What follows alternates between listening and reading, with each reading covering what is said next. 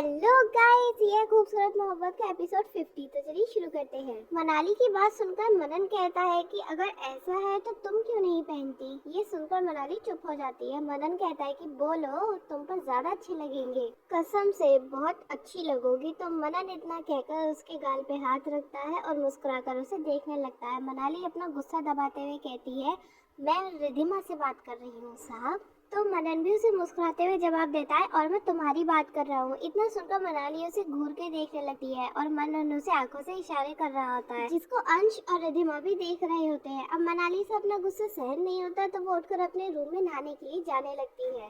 ये देखकर सब लोग हंस देते हैं और सब लोग बारी बारी से नाश्ता करने के लिए आ जाते हैं, क्योंकि सबको बहुत भूख लग रही होती है। सब लोगों को नाश्ता करने के बाद बहुत नींद आ रही होती है, तो वो अपने अपने रूम में सोने के लिए चले जाते हैं। अंश के पीछे पीछे मनन भी चला जाता है सोने के लिए। अंश रूम में जाते ही बेड पर लेट जाता है और अपनी कमर सहलाने लगता है। मनन अपनी सिगरेट जलाते हुए कहता है, क्या हुआ तुझे, अभी भी तेरा कमर दर्द नहीं गया क्या? अंश कहता है कि हाँ यार, अभी भी नहीं गया, क्या करूँ, सच में बहुत दर्द हो रहा है। मनन उसकी हालत देखकर अपनी सिगरेट फेंक के उसके पास आता है और पूछता है, ज्यादा दर्द है क्या? अंश कहता है कि बहुत ज्यादा दर्द है। मनन कहता है कि चल मैं तेरी कमर पे बाम लगा देता हूँ और थोड़ी सी मसाज कर देता हूँ। अंश कहता है कि तुझे मसाज आती है क्या? मदन कहता है कि नहीं आती तो नहीं है, पर तेरे लिए इतना तो कर ही सकता हूँ, तूने मेरी वजह से पूरी रात गाड़ी चलाई। इतना सुन अंश खुशी से कहता है, थैंक यू मेरी लैला, तुझे मेरा कितना ख्याल रहता है, मन कर रहा है तेरे गाल पे किस कर लूं। मदन कहता है कि अबे फालतू बातें मत किया कर,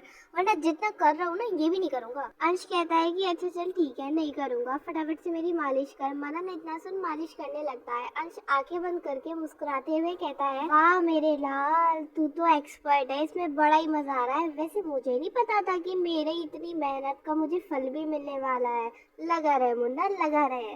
मनन कहता है कि अब तूने इतना किया है मेरे लिए तो मुझे भी तो थोड़ा बहुत करना पड़ेगा ना, वरना तू कल को इस चीज का मुझ पे एहसान जताने लगेगा। अंश कहता है कि अरे एहसान तो परी जी ने किया है मुझ पर, मेरी तो हालत ही खराब हो गई थी यार, और तुझे उठाया भी था मैंने, पर तू तो गधे घोड़े बेचकर सो रहा था। वो तो परी जी का भला हो, वो खुद आधी रात को गाड़ी चलाकर यहाँ तक लेकर आई। जल्दी जल्दी में तो मैं उन्हें थैंक यू कहना भी भूल गया। इतना सुनकर मनन के हाथ रुक जाते हैं और वो कुछ सोचने लगता है। अंश कहता है कि अरे तेरे हाथ क्यों रुक गए, चल मसाज कर, मजा आ रहा है मुझे यार। मनन कहता है कि मनाली ने गाड़ी चलाई, उसे गाड़ी चलानी आती है? अंश कहता है कि हाँ यार, परी जी को गाड़ी चलानी आती है, तभी तो हम यहाँ पहुँचे।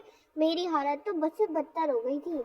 ये सुनकर मनन ने कुछ सोचते हुए अंश की कमर को फिर से सहलाना शुरू कर दिया। थोड़ी देर बाद अंश को कब नींद आ गई उसे पता ही नहीं चला, वो बहुत थका हुआ था। ये देखकर उसने मुस्कुराकर अंश के गाल पर एक किस किया और उसे कंबल उड़ा दिया। मनन को अब नींद नहीं आ रही थी, क्योंकि उन्हें पूरी रात गाड़ी में सोते हुए गुजारी। बाकी सब लोग अपने अपने रूम में जाकर सो चुके थे। अब मनन बहुत बोर हो रहा था, इसीलिए उसने एक गिलास में थोड़ी सी विस्की पलटी और उसे पीकर सर्दी वाली जैकेट पहनकर वो घर के बाहर आ जाता है।